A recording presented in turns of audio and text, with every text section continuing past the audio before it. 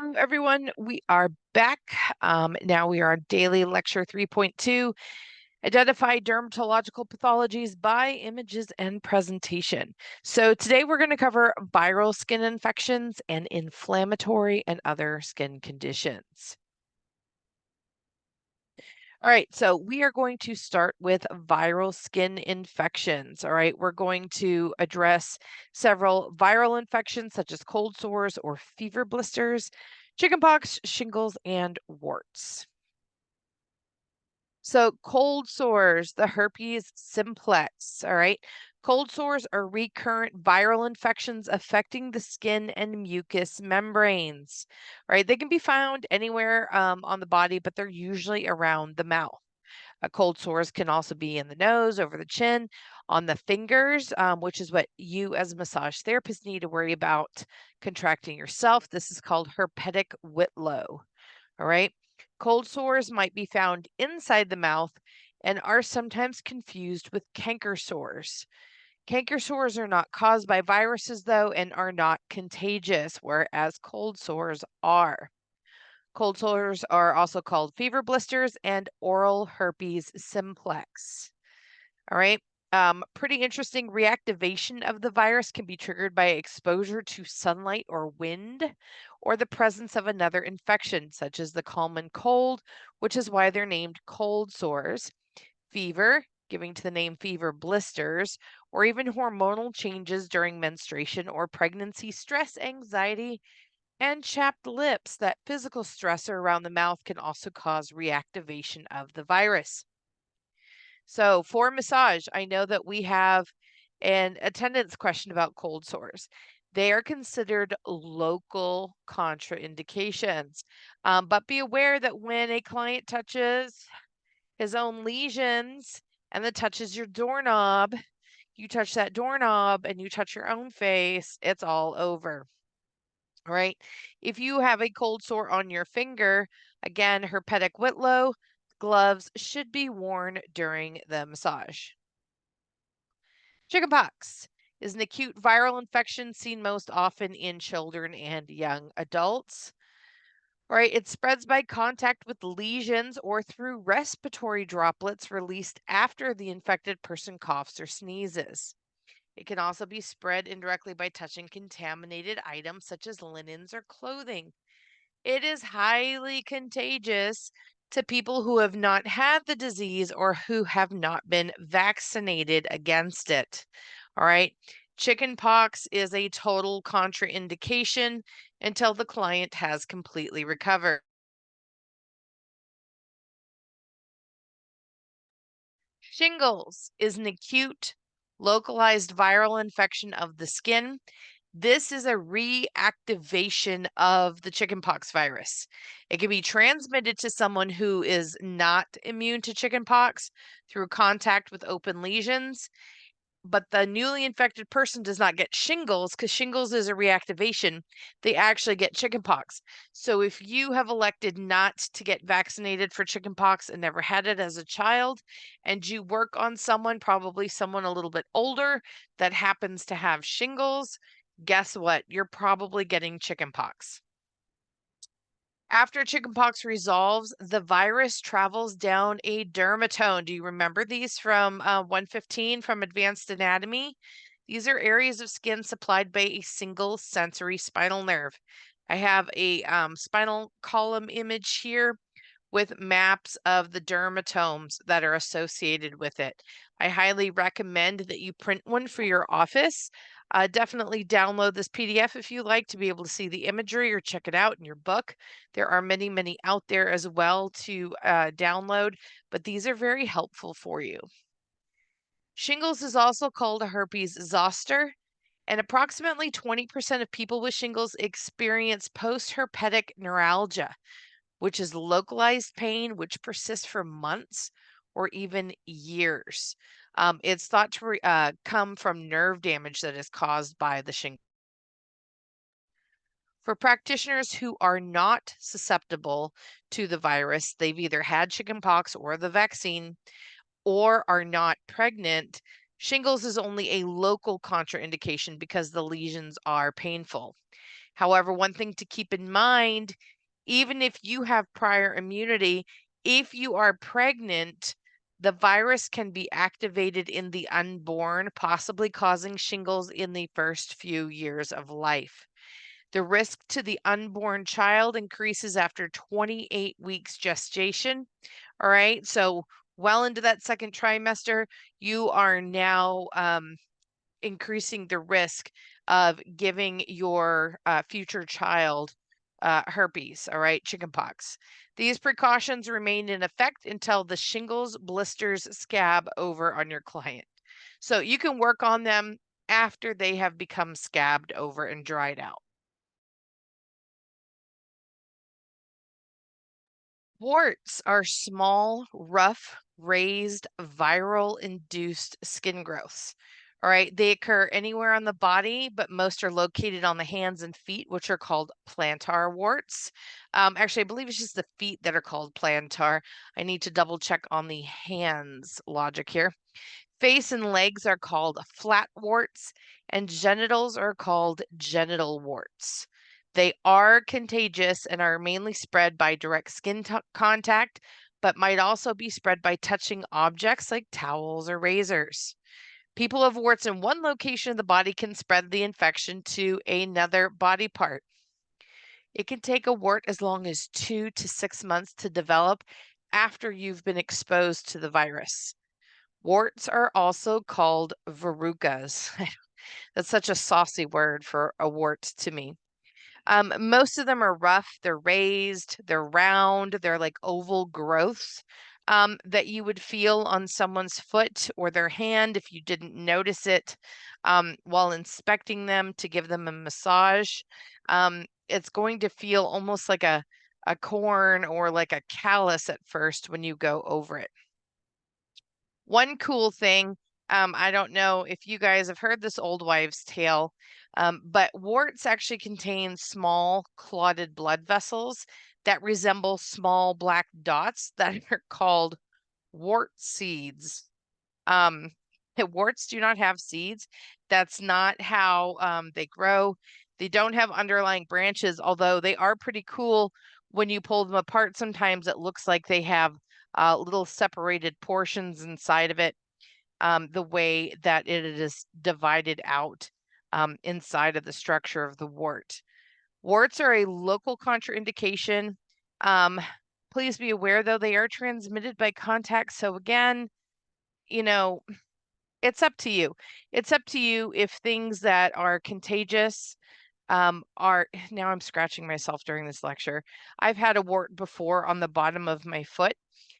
Hilariously, I was on the swim team when I was in school in Belgium, and I remember everybody was absolutely terrified to let me swim with them or do anything. They were horrified about the wart seeds, which is hilarious because they're not even real.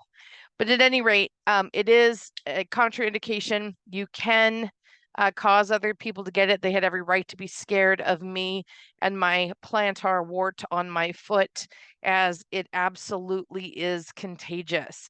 You do have the right of refusal as a massage therapist if you do not want to work on someone who has something contagious, even if it's considered a local contraindication. All right, inflammatory and other skin conditions. Eczema, also known as atopic dermatitis. Eczema or atopic dermatitis is the most common inflammatory skin condition. It is not contagious. Eczema is also called eczematous dermatitis. The exacerbation of this pathology is usually related to stress, anxiety, and also extreme changes in temperature and high humidity. It is very scaly, thick patches of skin. It could be very leathery feeling. It could be very crusty.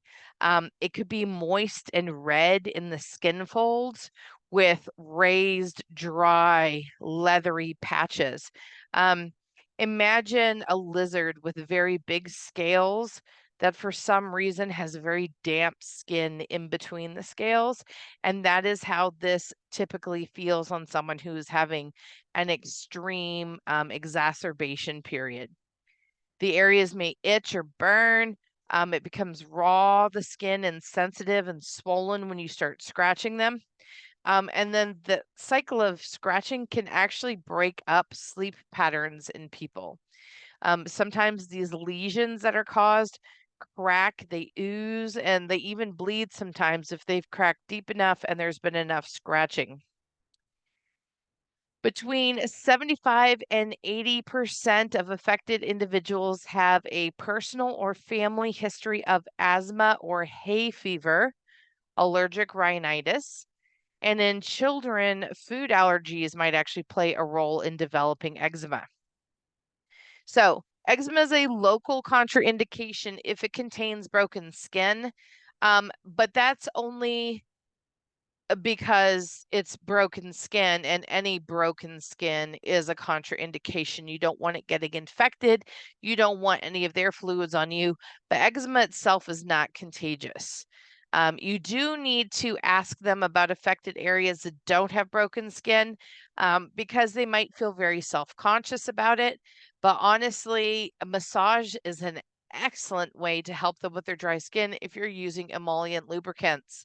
And what I have highlighted here, if you are someone that likes to look at the PDF later, is that the National Eczema Association actually recommends that parents massage the lotion into their children rather than just applying it to truly get in there.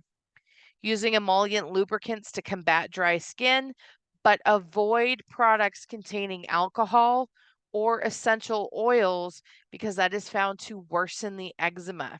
All right. They usually do best with a hypoallergenic product. These are people that might want to use a moisturizing soap or a shea butter based soap in your bathroom rather than using an alcohol based hand sanitizer in your office. Psoriasis. Psoriasis is a chronic inflammatory skin condition in which the proliferation rate of the skin cells accelerates. All right. That means they are just growing like crazy, causing them to build up in thick patches. So instead of skin renewing every 28 days, it occurs every few days. So you just have this massive buildup of skin. Exacerbations, so periods where this really gets bad, is usually related to trauma and psychosocial stress. Psoriasis is characterized by elevated, thick red skin that is covered with silver white scales. The scales get dry plaques on them and they flake off. All right. The affected skin is dry feeling, it's cracked, and it gets encrusted, which becomes itchy and painful. The clients usually will get joint pain, stiffness, and swelling when they get psoriatic arthritis along with this, and that can affect any joint in the body. Psoriatic arthritis causes painful sausage like swelling and deformities of the fingers and toes.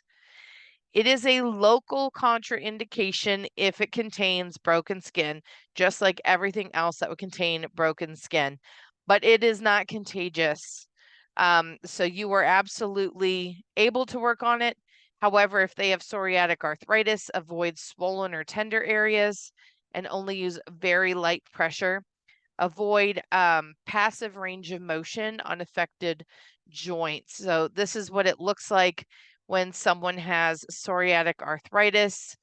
You can imagine palpating these fingers. They would feel very thick, sort of spongy, bouncy with edema.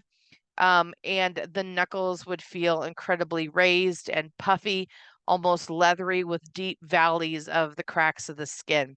You can see and you would be able to palpate how much the sides of the skin of the fingers is swelling out around the bones and around even the nails. All right, contact dermatitis. Oh boy, this can come from a lot of different things. It's an inflammation of the skin that develops at the site of contact with the causative agent. These rashes are not contagious, but they are uncomfortable. Signs and symptoms is an uncomfortable rash. It's usually limited to the area of contact. If you see someone that has like contact dermatitis everywhere, It's usually from using like a particular soap or something in the shower that they've lathered everywhere with, or maybe sleeping in sheets that has a laundry detergent that they are allergic to. Irritant dermatitis, all right, it's caused by contact with, an actual irritant, or allergic dermatitis is contact with an allergen. Irritant dermatitis occurs for about 80% of cases, and allergic dermatitis accounts for 20% of cases. So the affected area is a local contraindication because it's usually hypersensitive. Yeah, it's sore. Sometimes it can get very raw. But you can't have transmission. Now, I would state that if they have the causative agent still on them and they're unaware of it, like if it's some type of lotion or chemical that is causing it on their skin and they have not washed it off, and then you are massaging them, you're probably going to get it on you, even if you're trying to avoid it. It's gotten into your sheets. You could then potentially also get it, contact dermatitis in this case, but that's probably going to be pretty rare. What's pretty cool here that I have highlighted about people that have allergen caused dermatitis is that latex allergies have been linked to shea butter hypersensitivity because of cross reactivity. That's pretty cool. Practitioners who use essential oils in their practice are at increased risk for occupational contact dermatitis. So be careful out there with your oils again. And then 15 to 23% of massage practitioners had contact dermatitis on their hands. So out of 5 people in your class,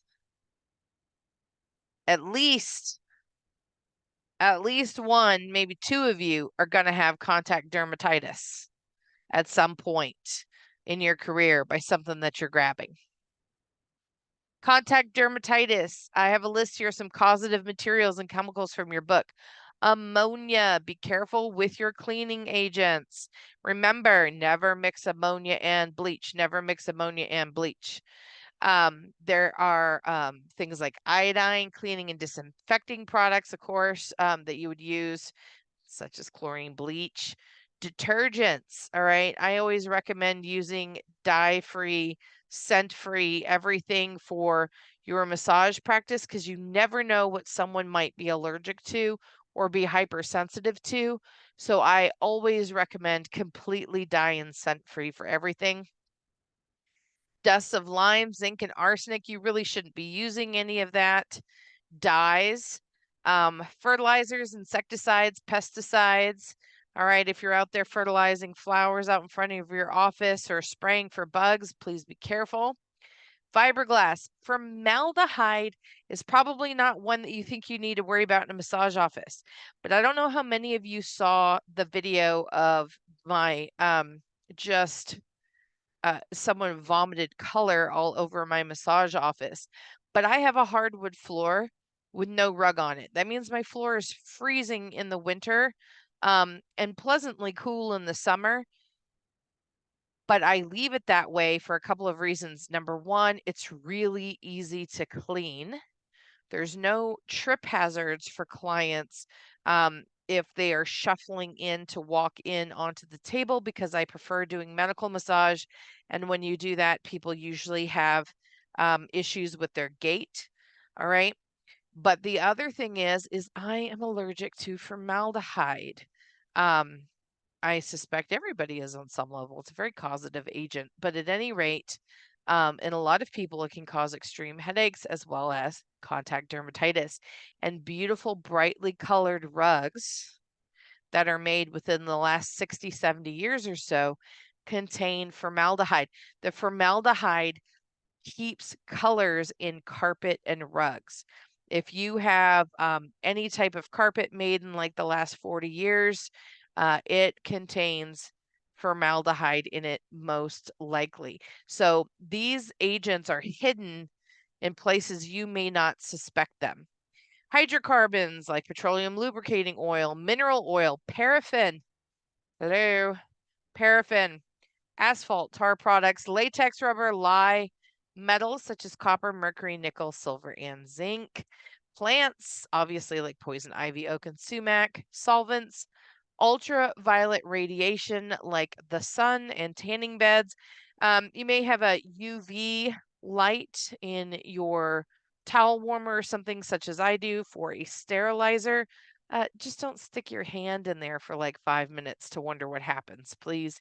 And wool. Sometimes people have an allergy to wool as well. Now, seborrheic dermatitis. Let's just keep on going down the line.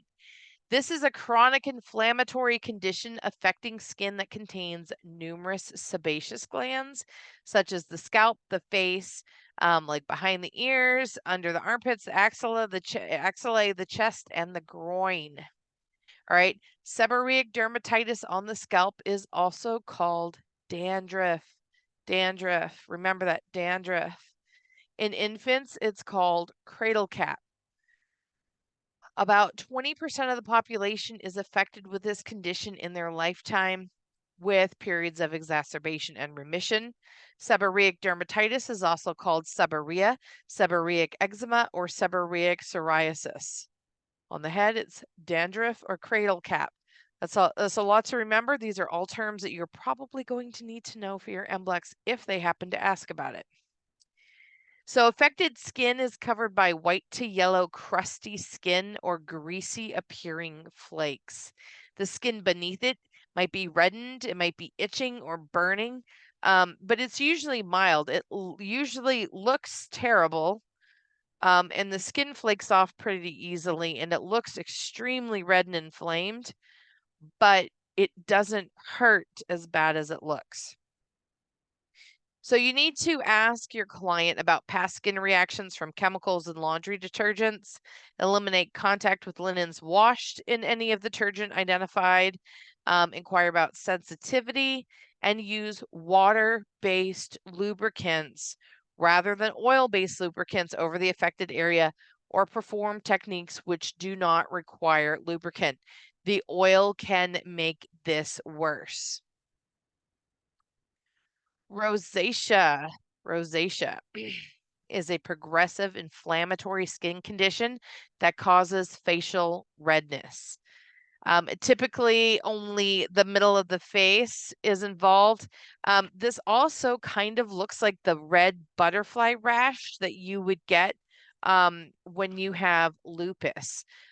Just throwing that out there for you. When we talk about autoimmune diseases, we'll talk about lupus and the butterfly rash. Rosacea affects the same area, but it is not lupus. It's also called acne rosacea and adult onset acne. There's persistent skin redness, dryness, warmth, and swelling. And then you'll get red bumps and pustules, sort of resembling teenage acne. Everything in this area thickens and then it becomes dilated. All the blood vessels like swell up and become dilated. And then the affected area may sting or burn. Some people with rosacea develop a red bulbous nose. All right. Rhinophyma caused by sebaceous gland hypertrophy. All right. I should have highlighted all the signs and symptoms of rosacea for you. Those are some great terms for your MBLEX. When I'm done with this lecture, I'll go back and highlight them for those of you who like to download the PDF. But please note those terms will be in the lecture quiz.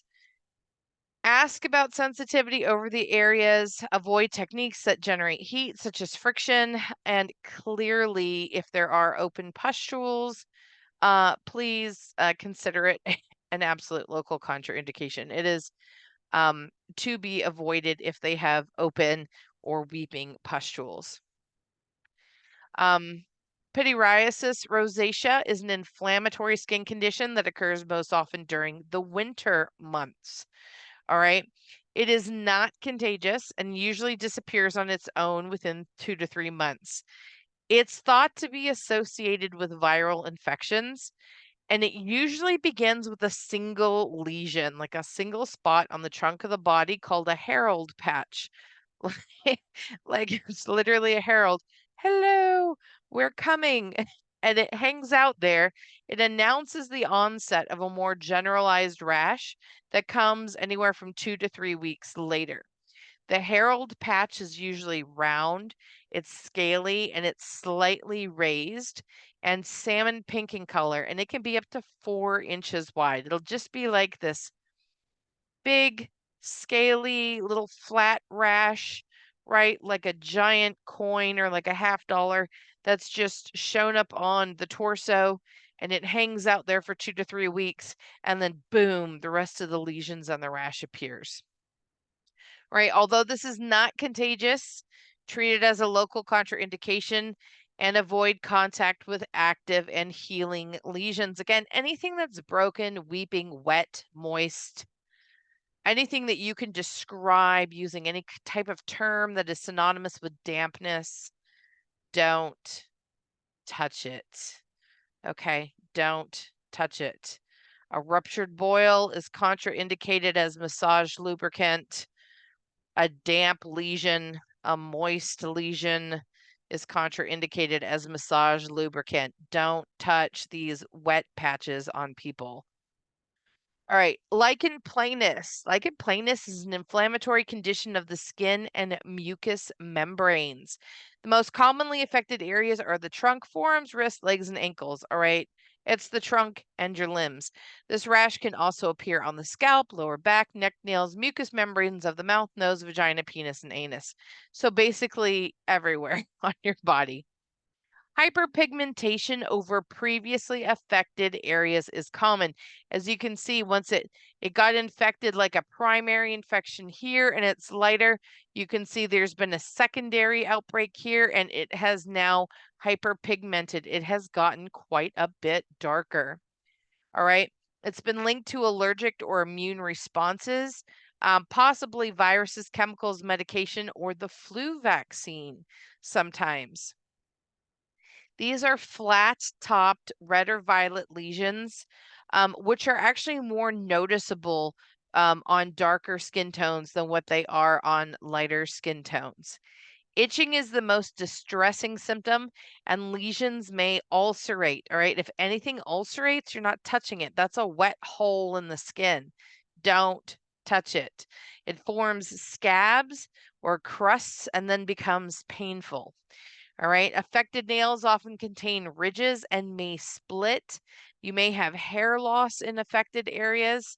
And the lesions on mucosa appear white and lacy, all right, on areas that are those mucous membranes. Avoid affected areas containing broken skin, obviously.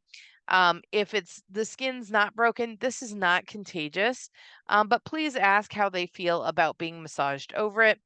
Sometimes if they have disfiguring lesions, people can be very self-conscious about those and potentially not want you to touch it. Scleroderma is pretty intense. You can see the difference in this pair of legs. Same person, one is affected by the scleroderma, one is not.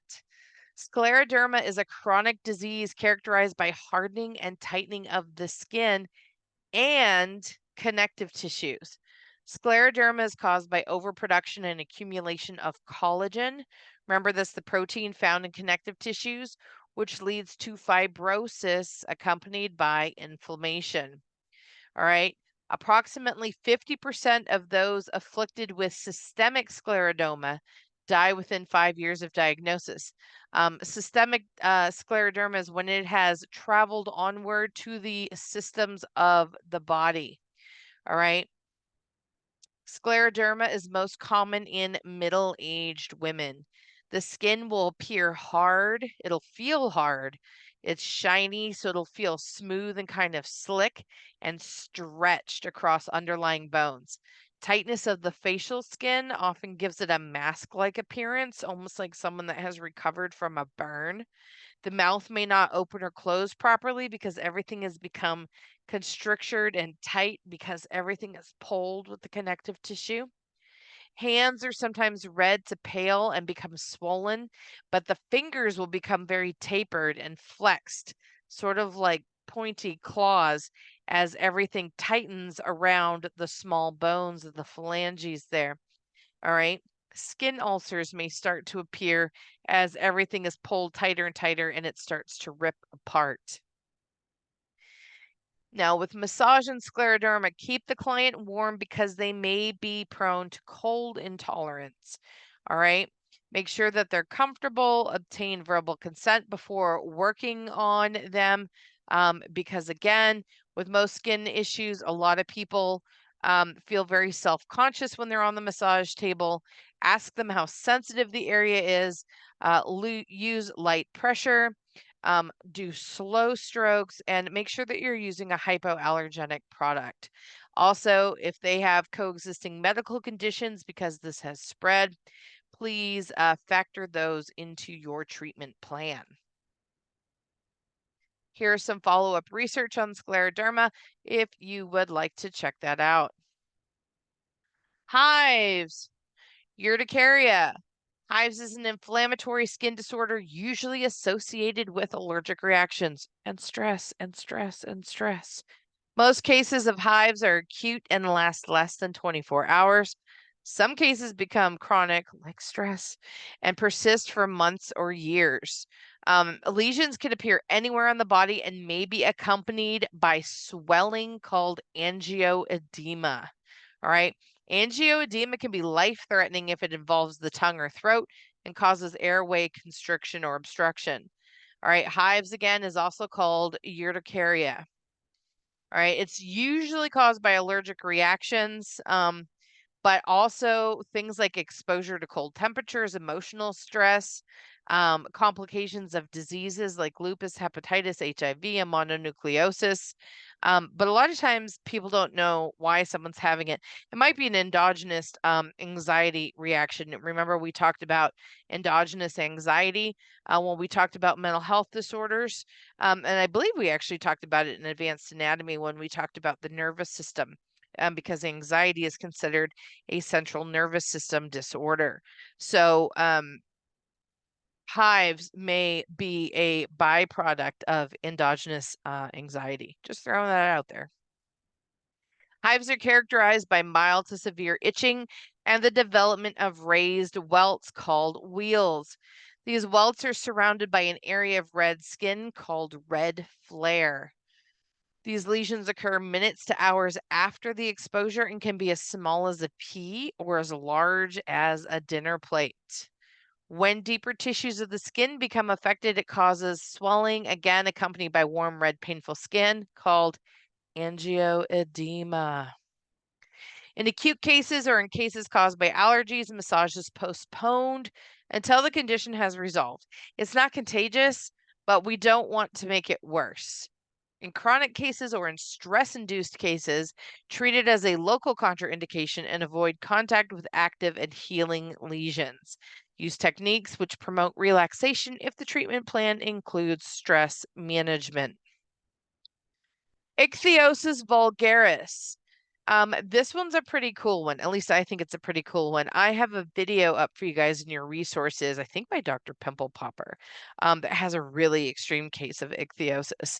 That's kind of interesting, or at least I thought it was to watch. Ichthyosis vulgaris is an inherited or acquired skin disorder causing a disruption in the normal processes of skin cell generation and removal. So in this case, it's not just rapid generation of skin cells. It could either be that, or it can be the skin's shedding process becomes really, really slow. Both of these scenarios cause the buildup of dense skin cells, which leads to the formation of thick, dry flakes that resemble fish scales. These feel like fish or snake scales as well, with recessed areas between them and raised, flat, smooth patches of almost scar-like feeling skin. Ichthyosis is also called fish scale disease or fish skin disease. Ichthyosis is characterized by very dry, rough, scaly skin. The scales are small and tile-shaped and range in color from white to dirty gray to brown, and it tends to worsen in cold and dry climates. Yay, Michigan. Severe cases may cause fissures, which are deep linear cracks to form in the skin. So it's a local contraindication if it has broken skin, but you can definitely massage areas that are not broken if you've obtained consent by the client. Remember, they may feel self-conscious, adjust your pressure. Definitely use an emollient lotion, an emollient lubricant to combat the dry skin in this. Now we have an epidermoid cyst. I feel like this should have fallen in with the acne that we talked about yesterday, but here we are. An epidermoid cyst is a pouch filled with keratin, all right, which is located beneath the skin surface. They can appear anywhere. They take a long time to form. They're also called sebaceous cysts, all right. The skin surface sheds continuously. Most epidermoid cysts form when skin cells move into deeper layers of the skin and multiply rather than coming off of the body as waste. These trapped skin cells form the walls of the cyst, and then they secrete the protein keratin, which becomes trapped. Keratin is that thick yellow material and sometimes drains from the cyst. Sometimes you can get trauma to the skin, and that'll end up forming a cyst as well. They appear as small to large round bumps beneath the skin. You can palpate them, they'll feel like hard nodules underneath the skin. They're usually painless, and then unless they're located somewhere that you're going to have repeated pressure on it. There's usually a tiny blackhead plugging the central opening of the cyst, and it may drain a thick to white, foul smelling material. If it becomes infected, the area becomes red, warm, swollen, and tender. Epidermoid cysts are local contraindications because pressure may cause pain or cystic rupture. You're not allowed to pop things. You are not allowed to pop things. It is out of your scope of practice as a massage therapist. And you also don't want them to get infected, although the internal workings of this, when this cyst erupts, is usually well sealed. It will not be like a true open wound or an abscess, but we definitely don't want oils or lotions packing into the creases around it there. All right, actinic keratosis. Actinic keratosis is a common pre-malignant skin condition found on sunlight-exposed areas of the body. Actinic keratosis is also called senile keratosis and solar keratosis. It has a rough, dry, scaly surface, although they're usually less than an inch in diameter, each of these lesions. They can be flat or they can be slightly raised, and very often they appear and feel hard and wart-like, and they may burn or cause the client to itch quite a bit. All right. These lesions are usually felt. They're palpated better with the fingertips than they're usually seen. Right. Affected areas containing broken skin are local contraindications, just like everything else. Ask about sensitivity and use emollient lubricants with these. We want these to be nice and moisturized. This is not contagious, but you just don't want to infect broken skin or get any moist client body fluids on you. Seborrheic keratosis are benign growths of epidermal cells. These are not usually pre-malignant, even though they look worse, in my opinion. Lesions typically appear on the face, neck, chest, shoulders, back, or extremities, any area exposed to sunlight. It may develop as a single growth, although multiples are more common. They frequently have two colors and an irregular border. So they kind of look like a melanoma, all right? Sometimes they trick you and they look like skin cancer. So that can be kind of scary and maybe removed just to make sure that that's not what they are. They have a waxy, wart-like or scaly surface, and they have the appearance of being like just stuck or pasted on the skin like a sticker. Sometimes they're really small and sometimes they go up to an inch wide. They usually are asymptomatic. They're mostly just visually or interesting to palpate, but they can cause a mild itching in some clients. Seborrheic keratosis is a local contraindication because friction and pressure may actually cause irritation and bleeding. All right. Again, this is not contagious, but you could actually cause them to break open. Even if they aren't already broken open, you could make that occur. Lesions of seborrheic dermatosis may cause disfigurement, perceived by the client as unattractive, and may be a source of embarrassment, anxiety, and psychosocial distress. So, when working with these clients, display loving kindness, acceptance, empathy, and non judgment. We don't judge people by their exceptionalities. All right. We do treat them with care, and care in this case is not causing any ruptures or bleeding of these with vigorous massage or massage applied right over the lesions. Skin tags, super common. This looks like an armpit that is absolutely riddled with skin tags. I wonder how they shave safely. Skin tags are benign skin growths resembling a suspended flap of skin.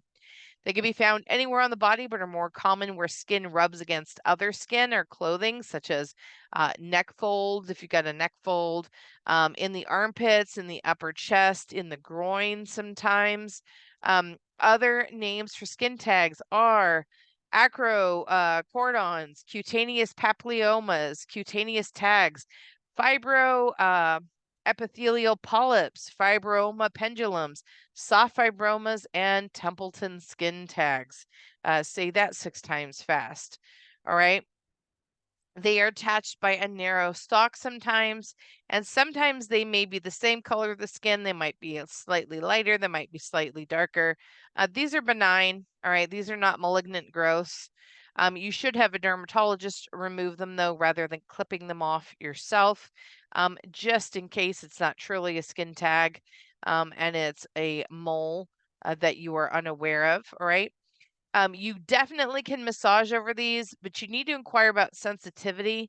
These are not contagious, but they can be very sore. If you have them in areas of constant pressure, like maybe where a seatbelt constantly goes, or like around a bra line or in the armpit, they may be very tender by constant movement and pressure in everyday life of the client.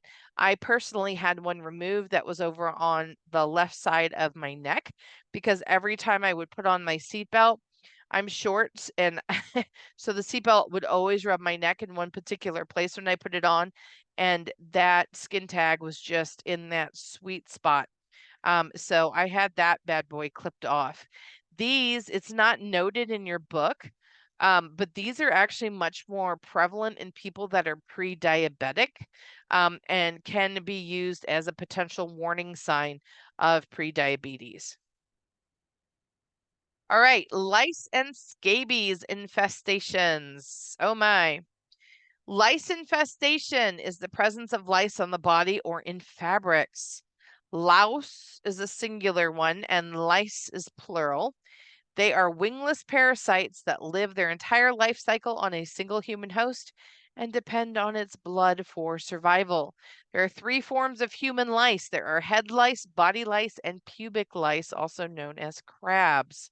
All right.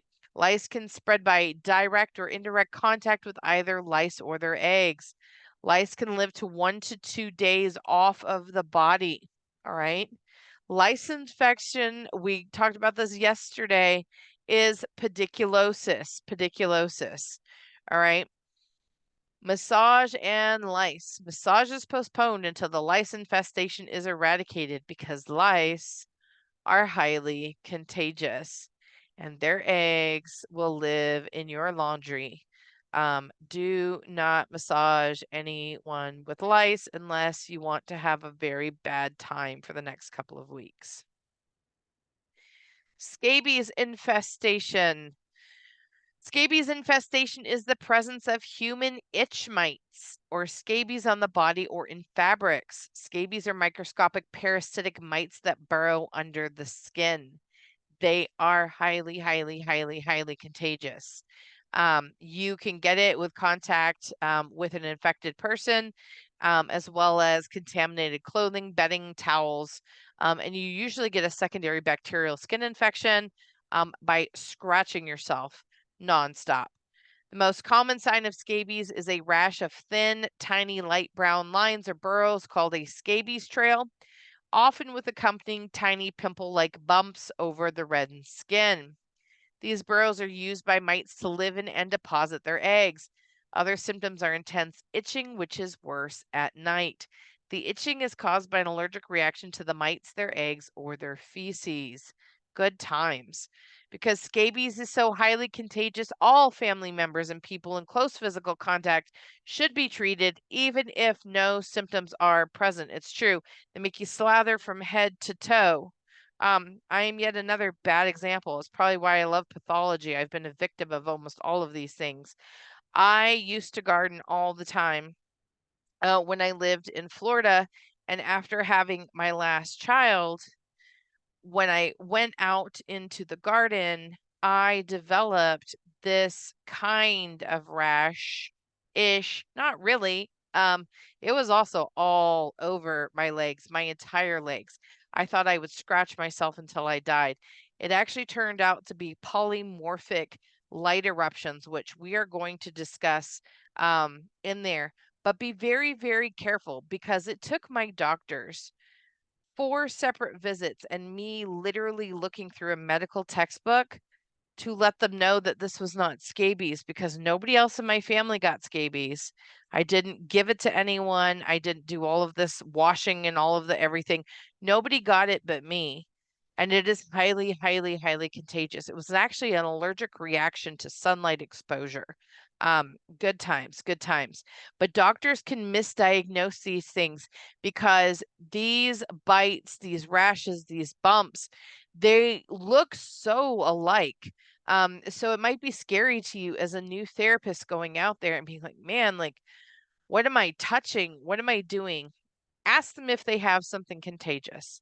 If they tell you the name of it and you don't remember what it is, look it up before you work on them. Okay. Ask them questions.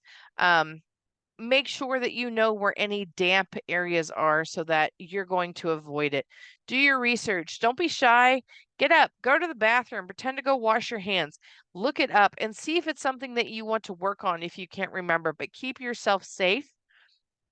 But also remember, there's misdiagnosis. Yesterday we talked about MRSA with boils and carbuncles. You know, a boil is just a local contraindication, but if somebody has a MRSA infection, you don't want that in your office. You don't want that in your office. So please be careful out there. If someone has a rash and they tell you it's something like polymorphic light eruptions, which we'll talk about later, but it looks like this, it could actually be scabies. My doctors thought I had scabies, 4 separate visits, 5 separate visits until we had an allergist figure it out. So please, please be careful out there because these things look so alike. And while one thing is completely benign and is absolutely not contagious and will do nothing to you, something that also looks almost absolutely identical to it can make your life miserable for months or years. All right. So, last note, massage and scabies infestation is postponed until it's completely eradicated, and all of their clothes have been heat treated because it is highly contagious. And I'm going to leave you there. We will continue tomorrow with identify dermatological pathologies by images and presentation with skin cancers, skin pigmentation disorders, and conditions. Have an excellent evening, and I will see you tomorrow in the next lecture.